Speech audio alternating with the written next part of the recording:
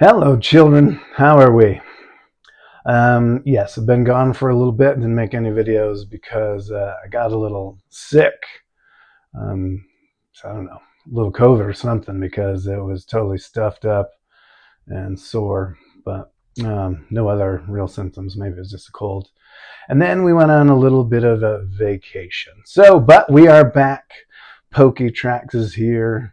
Jay from Poketracks ready to go. And so I wanted to talk today a little bit about some new cards that I got, and then a word that pops up in this Pokemon community, which I like to call culture, and that is nostalgia. Okay, so first let me show you the cards I got.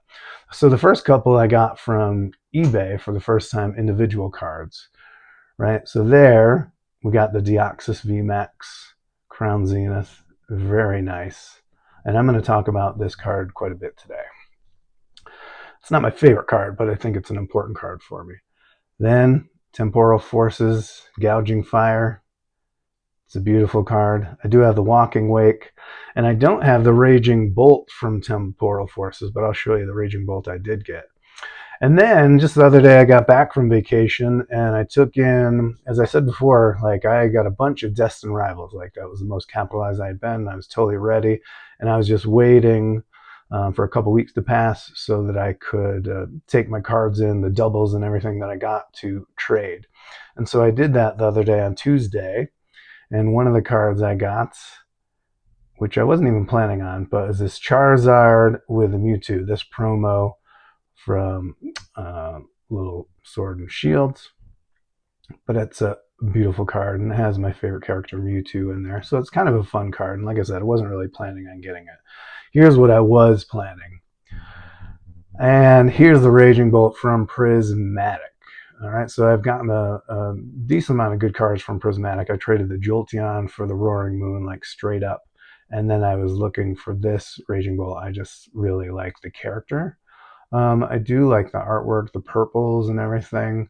I do think I like the Temporal Forces Raging Bolt a little better, but this was the one I had targeted, and I didn't know how much I'd get in trade. Wasn't totally sure, but I got way more than I thought. So the third card that I got, Brilliant Stars Charizard. Awesome. All right, I was gonna buy this card for 200 or whatever it was, but I had enough, so I traded a little store credit so I can get all three of those cards and walked out no money. So that was a very nice trade. So there we go.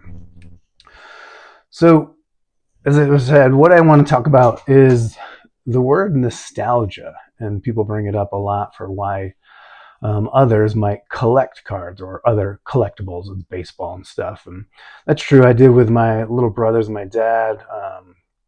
I collected baseball cards, football cards, everything when I was a kid, and it was like the junk wax era.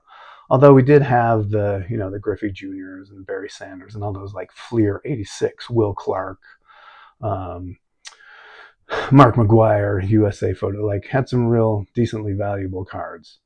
And it's funny because we did have a Lou Alcindor rookie card that was valued at thousands, like at least $1,000, and no one ever wanted to buy it, so it was really worth nothing. But it's nostalgia. And nostalgia, the definition is like a sentimental longing for or a wistful affection for a time in the past, like typically where you have happy associations. So a lot of people say, my happy place or whatever. Really love the term, but it is a place of comfort, right? And the world can be a scary place for adults as well as children. And so sometimes you just need, some people it's coming home and, watching a certain TV program. Some people it's golfing, like I golf and I collect Pokemon cards, and I do that with my son. So that's a little bit of the nostalgic part. It kind of makes you feel good and comfortable in a crazy world, right? Kind of balances you out. But here, this card, this Deoxys VMAX, this is one of the first cards when we started like, oh, I really want that card.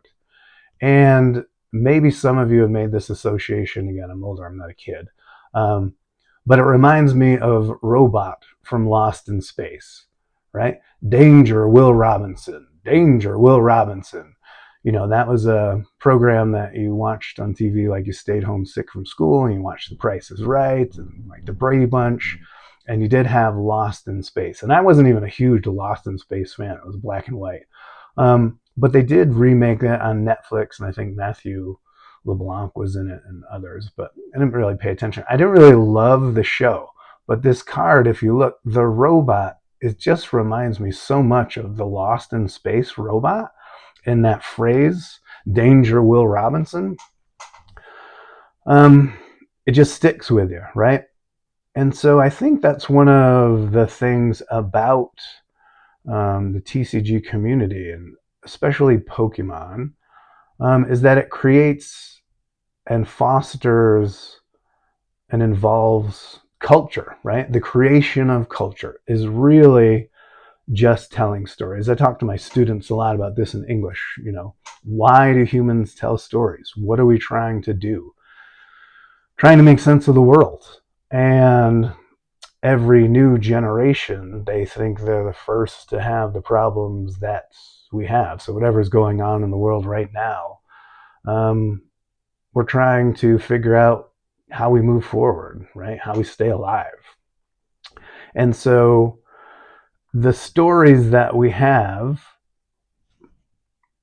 add to our lives and we add to them.